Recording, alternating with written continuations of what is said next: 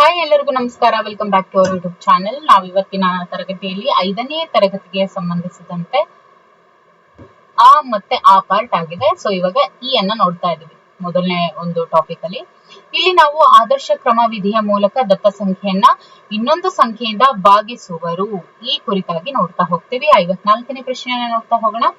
ಒಂದು bike 5 litre petrol ನಲ್ಲಿ, ಒಂದು ಬೈಕ್ ಏನಿದೆ ಅದರೊಳಗಡೆ 5 ಲೀಟರ್ ಪೆಟ್ರೋಲ್ ಇದೆ. ಸೊ 5 ಲೀಟರ್ ಇದ್ರೆ ಅದು 300 ಕಿಲೋಮೀಟರ್ ಅಷ್ಟು ಚಲಿಸುತ್ತೆ. ಹಾಗಾದ್ರೆ ಅದೇ ಬೈಕು ಪ್ರತಿ ಲೀಟರ್ ಪೆಟ್ರೋಲ್ ನಲ್ಲಿ ಎಷ್ಟು ಕಿಲೋಮೀಟರ್ ಕ್ರಮಿಸುತ್ತೆ ಅಂತ ಕೇಳಿದ್ದಾರೆ. ಸೊ 300 ಡಿವೈಡೆಡ್ ಬೈ 5 ಎಷ್ಟು? 60 ಕಿಲೋಮೀಟರ್ ಚಲಿಸುತ್ತೆ. ಓಕೆ. ಭಾಜಕ 4, ಭಾಗಲಬ್ಧ 11 ಮತ್ತು ಶೇಷ 1 ಇದನ್ನ ಹೊಂದಿರುವಂತಹ ಭಾಗಾಕಾರ ಕ್ರಿಯೆಯಲ್ಲಿ ಭಾಜ್ಯ ಎಷ್ಟು ಬರುತ್ತೆ ಅಂತ ಕೇಳಿದ್ದಾರೆ. ಭಾಜ್ಯ ಎಷ್ಟು ಬರುತ್ತೆ ಅಂತ ಕೇಳಿದ್ದಾರೆ. ಎಷ್ಟು ಬರುತ್ತೆ ನೋಡಿ. ಭಾಜಕ, ಭಾಗಲಬ್ಧ ಮತ್ತು ಶೇಷ ಇವೆಲ್ಲವನ್ನೂ ಹೊಂದಿರುವಂತಹ ಭಾಗಾಕಾರ ಕ್ರಿಯೆಯಲ್ಲಿ ಭಾಜ್ಯ ಎಷ್ಟು ಅಂತ ಕೇಳಿದ್ರೆ ಎಷ್ಟು ಬರುತ್ತೆ? 45 ಬರುತ್ತೆ. ಓಕೆ.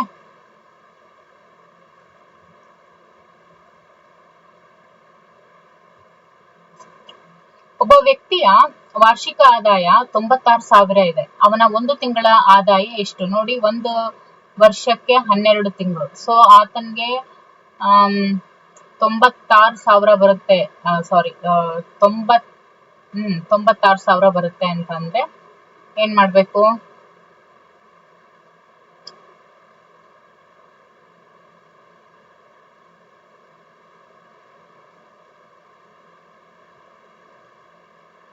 ತಿಂಗಳಿಗೆ ಎಷ್ಟು ದುಡಿತಾನೆ ಆತ?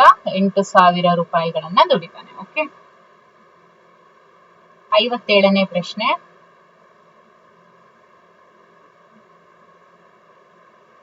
ರಮ್ಯಾಳ ಹತ್ತಿರ 32 ಚಾಕ್ಲೇಟ್ಗಳು ಇದ್ವು. ಅವುಗಳನ್ನ 8 ಜನರಿಗೆ ಸಮನಾಗಿ ಹಂಚಿದ್ರೆ ಪ್ರತಿಯೊಬ್ಬರಿಗೂ ಸಿಗುವಂತ ಚಾಕ್ಲೇಟ್ಗಳು ಎಷ್ಟು? ನೋಡಿ, ಆಕೆ ಹತ್ರ 32 ಚಾಕ್ಲೇಟ್ಗಳಿದಾವೆ. ಆಕೆ 8 ಜನರಿಗೆ ಸಮನಾಗಿ ಹಂಚಿದ್ರೆ ಒಬ್ಬೊಬ್ಬರಿಗೆ ಎಷ್ಟೆಷ್ಟು ಅಂತ ಕೇಳಿದರೆ 4. ಒಬ್ಬೊಬ್ಬರಿಗೆ 4 ಚಾಕ್ಲೇಟ್ ಸಿಗುತ್ತೆ. ಓಕೆ. ಒಂದು ಕಾರ್ಯಕ್ರಮದಲ್ಲಿ 480 ಜನರು ಉಪಸ್ಥಿತರಿದ್ದರು. ಅವರನ್ನ ಊರಿಗೆ ತಲುಪಿಸಲು 8 ಬಸ್ಸುಗಳ ವ್ಯವಸ್ಥೆ ಮಾಡಿದ್ದಾರೆ. ಹಾಗಾದ್ರೆ ಪ್ರತಿ ಬಸ್ಸಿನಲ್ಲಿ ಎಷ್ಟು ಜನರು ಪ್ರಯಾಣಿಸಬಹುದು? ಎಷ್ಟು ಜನರು ಪ್ರಯಾಣಿಸಬಹುದು?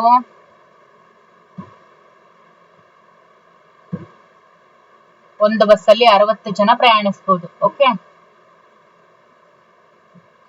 ಇನ್ನು 59ನೇ ಪ್ರಶ್ನೆ. 32ರಿಂದ ಪ್ರತಿ ಬಾರಿ 4ರಂತೆ ಎಷ್ಟು ಸಾರಿ ಕಳೆಯಬಹುದು? 32ರನ್ನು 4ರಂತೆ ಎಷ್ಟು? 8 ಬಾರಿ ಕಳಿಬಹುದು. ಓಕೆ. ಇನ್ನು 96 ಚಾಕ್ಲೇಟ್ಗಳನ್ನ ಪ್ರತಿ ವಿದ್ಯಾರ್ಥಿಗೆ 3ರಂತೆ ನೀಡಿದ್ರೆ ಎಷ್ಟು ವಿದ್ಯಾರ್ಥಿಗೆ ನೀಡಲಿದ್ದಕ್ಕೆ ಸಾಧ್ಯ? ನೋಡಿ, 96 ಚಾಕ್ಲೇಟ್ಗಳನ್ನ 3ರಂತೆ ನಾವು ನೀಡಿದ್ರೆ 3 3s 3 2s 32 ವಿದ್ಯಾರ್ಥಿಗಳಿಗೆ ನೀಡಬಹುದು. ಓಕೆ. ಮುಂದಿನ ಪ್ರಶ್ನೆ 61ನೇ ಪ್ರಶ್ನೆ. 420 plus divided by 10 is equal to 42 ಬರುತ್ತೆ. ಈ ಭಾಗಾಕಾರ ಲೆಕ್ಕದಲ್ಲಿ ಭಾಜ್ಯ ಸಂಖ್ಯೆ ಎಷ್ಟು ಅಂತ ಕೇಳಿದರೆ, ಅಂದ್ರೆ ಇದು ಭಾಗಾಕಾರ ಲೆಕ್ಕ ಏನ್ ತೋರಿಸಿದರೆ ಇದರಲ್ಲಿ ಭಾಜ್ಯ ಸಂಖ್ಯೆ ಯಾವುದು ಅಂತ ಕೇಳಿದ್ರೆ ಭಾಜ್ಯ ಸಂಖ್ಯೆ 420. 72 divided by 6 is equal to 12. So ಈ ಭಾಗಾಕಾರದ ಲೆಕ್ಕದಲ್ಲಿ ಭಾಜಕ ಯಾವುದು ಅಂತ ಕೇಳಿದರೆ ಭಾಜಕ ದಟ್ ಇಸ್ 6. ಓಕೆ. ಇನ್ನು ಇದು ಭಾಜ್ಯ ಸಂಖ್ಯೆ, ಇದು ಭಾಜಕ, ಇದು ಭಾಗಲಬ್ಧ ಸಂಖ್ಯೆ. ಈ ಲೆಕ್ಕದಲ್ಲಿ ಭಾಗಲಬ್ಧ ಸಂಖ್ಯೆ ಯಾವುದು ಅಂತ ಕೇಳಿದರೆ ಓಕೆ, ಇದು ಭಾಗಲಬ್ಧ ಸಂಖ್ಯೆ. ಓಕೆ. ಗಿರೀಶನು ಒಬ್ಬ ಹಣ್ಣಿನ ವ್ಯಾಪಾರಿ. ಅವನು 4,920 ಹಣ್ಣುಗಳನ್ನ ಪ್ರತಿ ಪೆಟ್ಟಿಗೆಯಲ್ಲಿ 12 ಹಣ್ಣುಗಳಂತೆ ಸಮನಾಗಿ ತುಂಬಿದ್ರೆ ಒಟ್ಟು ಎಷ್ಟು ಪೆಟ್ಟಿಗೆಗಳು ಬೇಕಾಗುತ್ತೆ? ಉಳಿಯುವಂತಹ ಹಣ್ಣುಗಳ ಸಂಖ್ಯೆ ಎಷ್ಟು ಅಂತ ಕೇಳಿದರೆ, ನೋಡಿ, ಗಿರೀಶನು ಒಬ್ಬ ಹಣ್ಣಿನ ವ್ಯಾಪಾರಿ. ಅವನು ಪ್ರತಿ ಪೆಟ್ಟಿಗೆಯಲ್ಲಿ 4,920 ಮಾವಿನ ಹಣ್ಣುಗಳನ್ನ ಒಂದೊಂದು ಪೆಟ್ಟಿಗೆನಲ್ಲೂ ಕೂಡ 12 ಹಣ್ಣುಗಳನ್ನ ಇಡ್ತಾನೆ ಆತ. ಓಕೆ. 2 6 2 2s 2 4s 2 6. ಓಕೆ.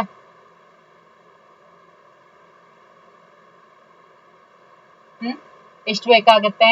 410 ಪೆಟ್ಟಿಗೆಗಳು ಬೇಕಾಗುತ್ತೆ.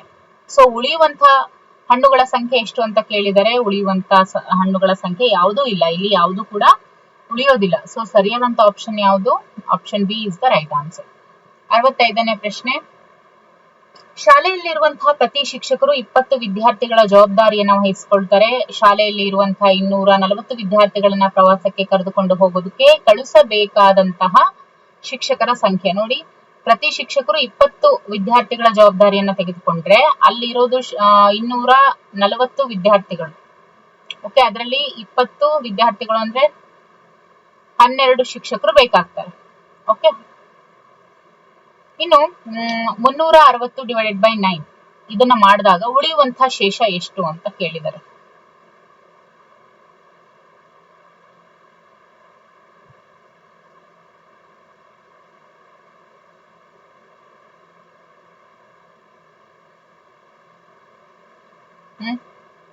ಎಷ್ಟು ಉಳಿಯುತ್ತೆ?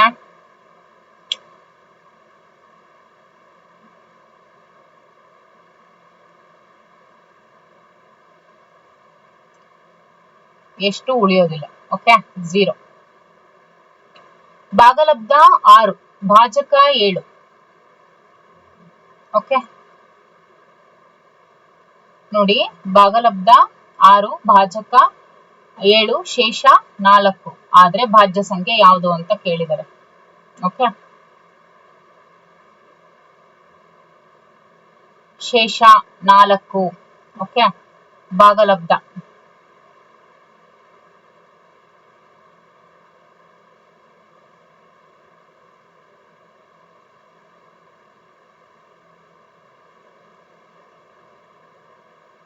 ಸೊ ಭಾಜ್ಯ ಸಂಖ್ಯೆ ಅಂತ ಕೇಳಿದಾರೆ. ನಾವು ಅವಾಗ ಏನ್ ಮಾಡ್ಬೇಕು? 6 into 7 ಮಾಡ್ಬೇಕು. ಏನ್ ಬರುತ್ತೆ? 42.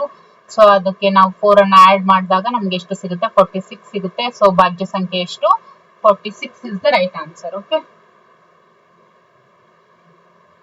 ಮುಂದಿನ ಟಾಪಿಕ್ ನೋಡ್ತಾ ಹೋಗೋಣ. ಆದರ್ಶ ಕ್ರಮವಿಧಿಯ ಮೂಲಕ ಸಂಖ್ಯೆಯನ್ನ ಒಡೆಯುವ ಮೂಲಕ ಮತ್ತು ಕ್ರಿಯೆಗಳನ್ನು ಉಪಯೋಗಿಸಿ ಮೊತ್ತ, ವ್ಯತ್ಯಾಸ, ಗುಣಲಬ್ಧ ಮತ್ತು ಭಾಗಲಬ್ಧಗಳನ್ನ ಅಂದಾಜಿಸ್ತಾರೆ ಅಂತ ಇದೆ. ಸೊ 68ನೇ ಪ್ರಶ್ನೆಯನ್ನ ನೋಡ್ತಾ ಹೋಗೋಣ. 68ನೇ ಪ್ರಶ್ನೆ, 33.231 ಪ್ಲಸ್ 20.097 ಈ ಸಂಖ್ಯೆಗಳ ಮೊತ್ತವನ್ನ 1000 ಸ್ಥಾನಕ್ಕೆ ಅಂದಾಜಿಸಿದಾಗ ಮೊತ್ತ ಏನಾಗುತ್ತೆ ಅಂತ ಕೇಳಿದ್ದಾರೆ. ಓಕೆ, 1000 ನೋಡಿ.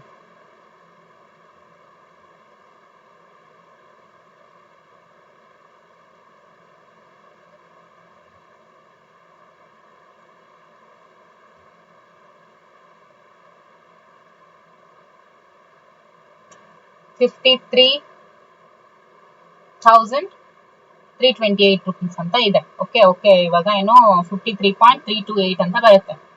ಓಕೆ, ಅದನ್ನ ನಾವು 1000 ಸ್ಥಾನಕ್ಕೆ ಅಂದಾಜಿಸಿದಾಗ ಮೊತ್ತ ಏನಾಗುತ್ತೆ ಅಂತ ಕೇಳಿದರೆ 1000 ಸ್ಥಾನಕ್ಕೆ ಅಂದಾಜಿಸಿದಾಗ ಅದು 53,000 ಆಗುತ್ತೆ. ಓಕೆ, ಇನ್ನು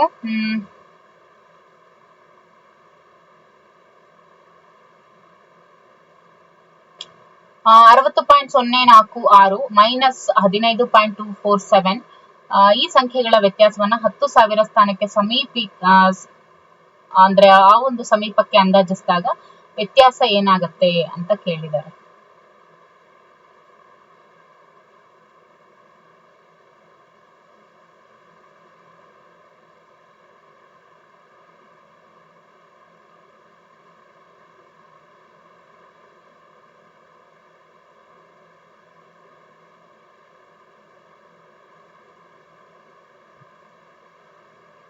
ಸಿಕ್ಸ್ಟೀನ್ ಅಲ್ಲಿ 7 ಹೋದ್ರೆ 9. ಓಕೆ, ಸೊ 13 ಅಲ್ಲಿ 4 ಹೋದ್ರೆ again 9.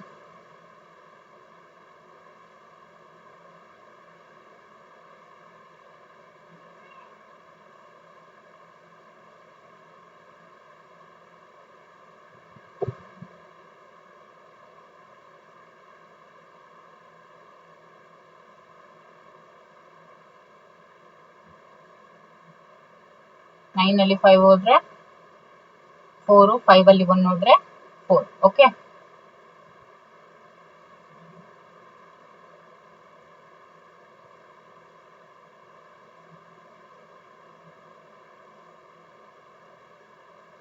This is 9 okay.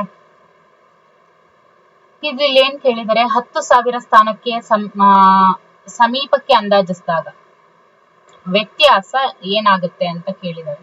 Okay, 10,000 ಸ್ಥಾನಕ್ಕೆ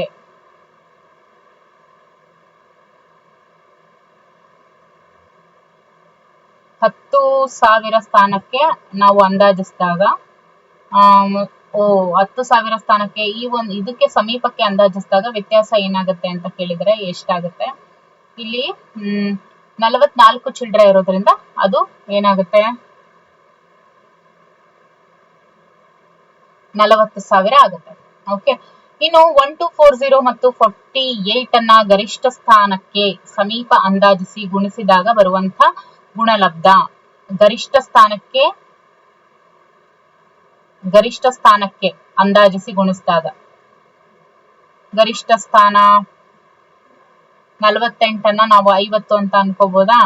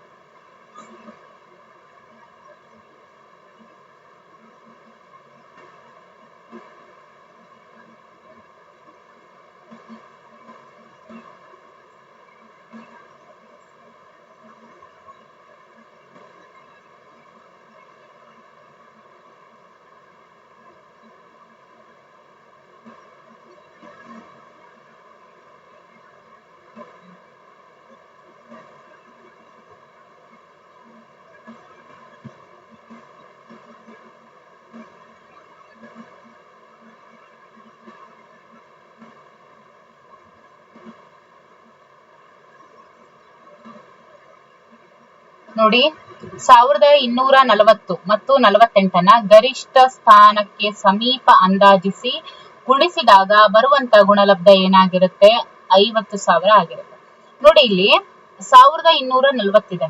ಓಕೆ, ಅದರ ನೋಡಿ, ನಾವು ಇಲ್ಲಿ ಗರಿಷ್ಠ ಸ್ಥಾನ ಅಂತ ತಗೋಬೇಕಾದಾಗ ಓಕೆ, ಇಲ್ಲಿ ನಾವು ಅದು 250 ಅಂತ ಏನಾದ್ರು ಇದ್ದಿದ್ರೆ ನಾವು ಮೇಲ್ಗಡೆ ಹೋಗ್ತಾ ಇದ್ವಿ. ಹಾಗಾಗಿ ಇದನ್ನ ನಾವು 1000 ಅಂತ ತಗೋತೀವಿ. ಇನ್ನು 48 ಏನಿದೆಯಲ್ಲ ಅದನ್ನ ನಾವು 50 ಅಂತ ತಗೋತೀವಿ. ಅವಾಗ 50,000 ಬರುತ್ತೆ. ಇನ್ನು 225 ಡಿವೈಡೆಡ್ ಬೈ 24 ಇದರಲ್ಲಿ ಭಾಗಲಬ್ಧವನ್ನ ಗರಿಷ್ಠ ಸ್ಥಾನಕ್ಕೆ ಅಂದಾಜಿಸಲು ದೊರೆಯುವಂತಹ ಸಂಖ್ಯೆಗಳು ಯಾವುವು ಅಂತ ಕೇಳಿದ್ದಾರೆ. ಓಕೆ, ಯಾವುವು ಭಾಗಲಬ್ಧ ಏನಿದೆಯಲ್ಲ ಇದನ್ನ ಗರಿಷ್ಠ ಸ್ಥಾನಕ್ಕೆ ಅಂದಾಜಿಸಲು ದೊರೆಯುವಂತ ಸಂಖ್ಯೆಗಳು ಎಷ್ಟು? ಇವಾಗ 225 ಇದೆ. ಸೊ ಹಾಗಾಗಿ ನಾವು ಅದನ್ನ 200 ಅಂತ ತಗೋತೀವಿ, ಡಿವೈಡೆಡ್ ಬೈ 20 ಅಂತ ತಗೋತೀವಿ. ಓಕೆ, 428 ಇಂಟು 54 ಇದರಲ್ಲಿ ಗುಣಲಬ್ಧವನ್ನ ಗರಿಷ್ಠ ಸ್ಥಾನಕ್ಕೆ ಅಂದಾಜಿಸಲು ದೊರೆಯುವಂತ ಸಂಖ್ಯೆಗಳು ಹೇಳ್ತೀರಾ?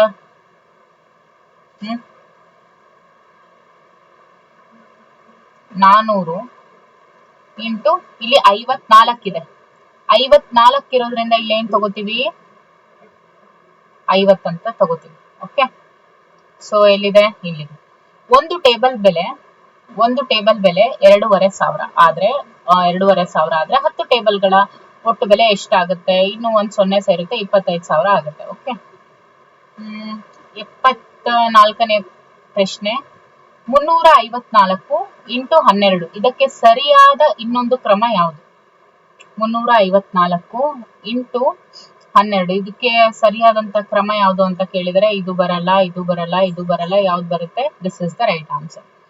ಯಾವ ಎರಡು ಮಗ್ಗಿಗಳನ್ನ ಸೇರಿಸಿದಾಗ 12ರ ಮಗ್ಗಿ ಆಗುತ್ತೆ ಅಂತ ಕೇಳಿದರೆ, ಯಾವ ಎರಡು ಮಗ್ಗಿಯನ್ನ ಸೇರಿಸಿದ್ರೆ 12 ಮಗ್ಗಿ ಆಗುತ್ತೆ ಅಂತ ಕೇಳಿದರೆ, ಯಾವ ಎರಡು ಮಗ್ಗಿ? 3 ಮತ್ತು 9 ನೋಡಿ.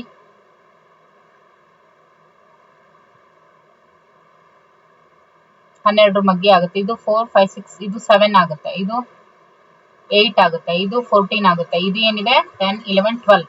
ಸೊ 9 and 3 ಏನಿದೆಯಲ್ಲ, this is the right answer.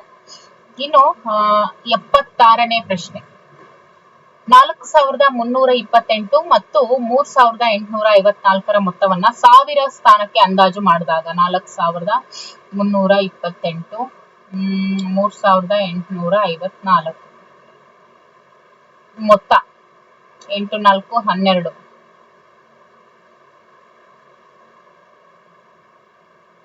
Okay, ಇದನ್ನ 1000ದ ಸ್ಥಾನಕ್ಕೆ ಅಂದಾಜು ಮಾಡಿದಾಗ ಏನ್ ಬರುತ್ತೆ? 8,000 ಬರುತ್ತೆ, ಹೌದಲ್ವಾ? ಸೊ ಸರಿಯಾದಂತ ಆಪ್ಷನ್ 8,000. ಇನ್ನು ಮುಂದಿನ ಪ್ರಶ್ನೆ, 77ನೇ ಪ್ರಶ್ನೆ, 25,654ರಿಂದ 13,726, 25,654ರಿಂದ 13,726 ಕಳೆದಾಗ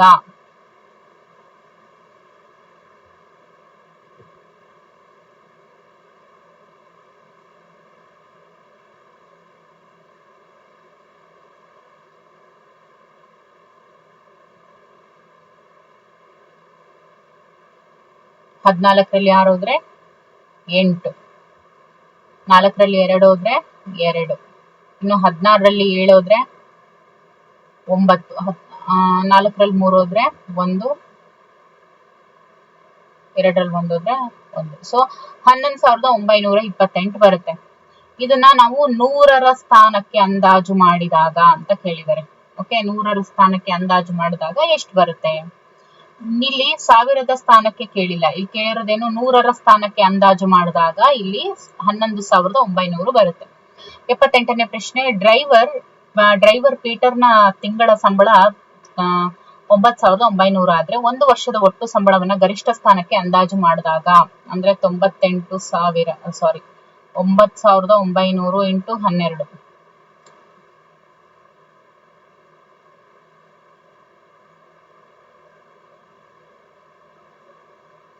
ಎಷ್ಟಾಗುತ್ತೆ? 1,18,800 ರೂಪಾಯಿ ಆಗತ್ತೆ. ಓಕೆ, ಅದನ್ನ ಒಟ್ಟು ಸಂಬಳವನ್ನ ಗರಿಷ್ಠ ಸ್ಥಾನಕ್ಕೆ ನಾವು ಅಂದಾಜು ಮಾಡಿದಾಗ ಎಷ್ಟು ಅಂತ ಕೇಳಿದರೆ, ಎಷ್ಟು ಗರಿಷ್ಠ ಸ್ಥಾನಕ್ಕೆ ಅಂದಾಜು ಮಾಡಿದಾಗ ಎಷ್ಟಾಗುತ್ತೆ ನೋಡಿ? 1,00,000 ಅಂತ ಹೇಳಿ ಕರಿತೀವಿ. ಓಕೆ, ಇನ್ನು 79ನೇ ಪ್ರಶ್ನೆ,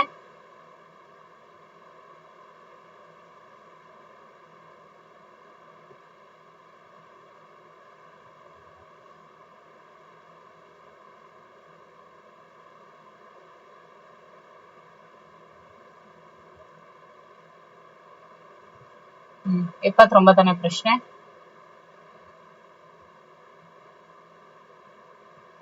ಕಾಣಿಸ್ತಿದೆಯಲ್ವಾ? 79ನೇ ಪ್ರಶ್ನೆ, 7,545 ಇದನ್ನ ನಾವು 15ರಿಂದ ಭಾಗಿಸಿದಾಗ ಬರುವ ಭಾಗಲಬ್ಧದ ಗರಿಷ್ಠ ಸ್ಥಾನದ ಅಂದಾಜು ಅಂತ ಕೇಳಿದ್ದಾರೆ. ಓಕೆ,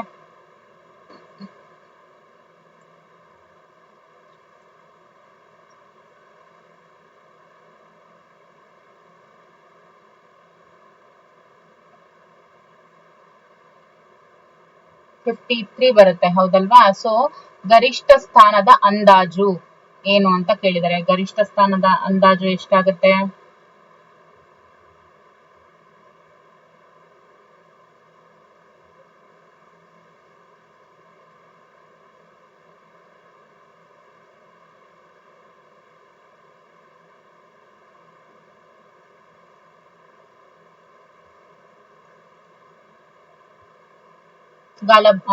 ಭಾಗಲಬ್ಧದ ಗರಿಷ್ಠ ಸ್ಥಾನದ ಅಂದಾಜು ಎಷ್ಟಾಗುತ್ತೆ?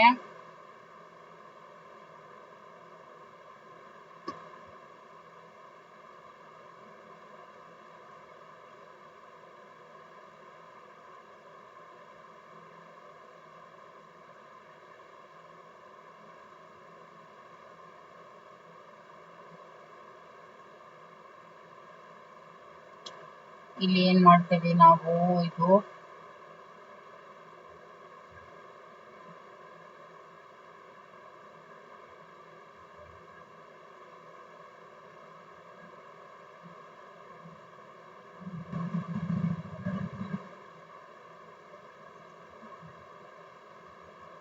ಇದು ನಮ್ಗೆ 503 ಆನ್ಸರ್ ಬರುತ್ತೆ. ಓಕೆ, ಸೊ ಗರಿಷ್ಠ ಸ್ಥಾನದ ಅಂದಾಜು ಅಂದಾಗ ಇದು 500 ಆಗುತ್ತೆ.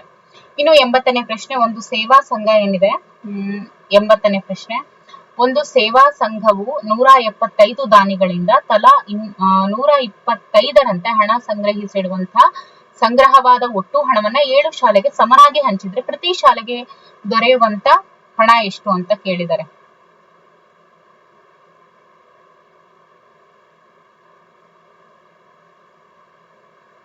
ಪ್ರತಿ ಶಾಲೆಗೆ ದೊರೆಯುವಂತ ಹಣ ಏನ್ ಮಾಡ್ಬೇಕು ನಾವಲ್ಲಿ, ಎರಡನ್ನು ಏನ್ ಮಾಡ್ಬೇಕು, ಇಂಟು ಮಾಡ್ಬೇಕು, ಹೌದಲ್ವಾ?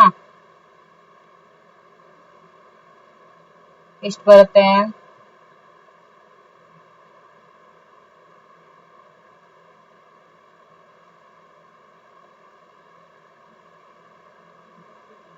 ನೋಡಿ, 175 ದಾನಿಗಳು ಇದ್ದಾರೆ. ಓಕೆ, ಇಂಟು ಎಷ್ಟು, 125 ಮಾಡಿದಾಗ ನಮ್ಗೆ ಎಷ್ಟು ಬರುತ್ತೆ? 21,875 ಬರುತ್ತೆ. ಓಕೆ, ಸೊ ಆ ಒಟ್ಟು ಹಣವನ್ನ 7 ಶಾಲೆಗೆ ಸಮನಾಗಿ ಹಂಚಬೇಕು. ಸೊ 7 ಶಾಲೆಗೆ ಸಮನಾಗಿ ಹಂಚಬೇಕು ಅಂದಾಗ 7ರಿಂದ ನಾವು ಅದನ್ನ ಡಿವೈಡ್ ಮಾಡಿದಾಗ ಬರುವಂತ ಒಟ್ಟು ಹಣ ಎಷ್ಟು? 3,125. ಸೊ ಸರಿಯಾದಂತ ಆಪ್ಷನ್ ಏನು? Option C is the right answer. Okay,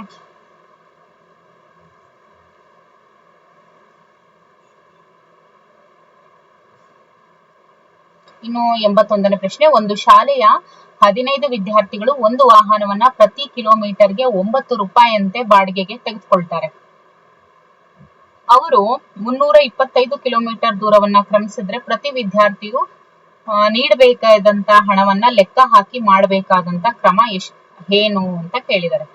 15 ವಿದ್ಯಾರ್ಥಿಗಳು ಏನಿದ್ದಾರೆ ಒಂದು ವಾಹನವನ್ನ ಪ್ರತಿ ಕಿಲೋಮೀಟರ್ಗೆ 9ರಂತೆ ಬಾಡಿಗೆಗೆ ತೆಗೆದುಕೊಳ್ತಾರೆ. ಎಷ್ಟು? ಸೊ ಇಲ್ಲಿ ಪ್ರತಿ ಕಿಲೋಮೀಟರ್ಗೆ 9 ರೂಪಾಯಿ. ಅವರು ಕ್ರಮಿಸಿದಂತಹ ಒಂದು ದೂರ ಏನು? 9 ರೂಪಾಯಿ ಅಂತ ಹೇಳಿದ್ರೆ 325 ಕಿಲೋಮೀಟರ್ ಆಯ್ತು, ಹೌದಲ್ವಾ? ಸೊ ಪ್ರತಿ ವಿದ್ಯಾರ್ಥಿ ನೀಡಬೇಕಾದಂತ ಹಣ ಅಂತ ಅಂದ್ರೆ ಏನು? ಡಿವೈಡೆಡ್ ಬೈ 15 ಮಾಡ್ಬೇಕು, ಹೌದಲ್ವಾ? ಸೊ ಸರಿಯಾದಂತ ಆಪ್ಷನ್ ಯಾವುದು? 325 ಇಂಟು 9 ಡಿವೈಡೆಡ್ ಬೈ 15 ಏನಿದೆಯಲ್ಲ, ಇದು ಸರಿಯಾದಂತ. ಓಕೆ, ಇನ್ನು ಮುಂದಿನ ತರಗತಿಯಲ್ಲಿ ಇನ್ನಷ್ಟು ಮುಂದಿನ ಭಾಗವನ್ನ ನಾವು ನೋಡ್ತಾ ಹೋಗೋಣ. Okay, thank you for watching.